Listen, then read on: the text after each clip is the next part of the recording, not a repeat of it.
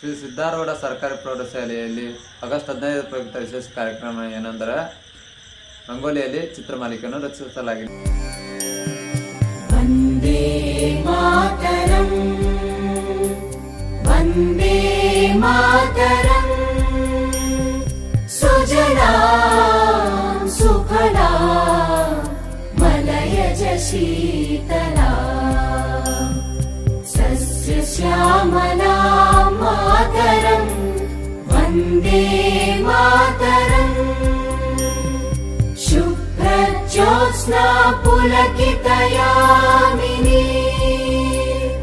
ಪುಲ್ಲಕುಸುಮಿತ ದ್ರುಮದಳ ಶೋಭಿನಿ ಸುಹಾಸಿನಿ ಸುಮಧುರ ಭಾಷಿಣಿ ಸುಖದಾಂ ವರದಾಂ ಮಾತರಂ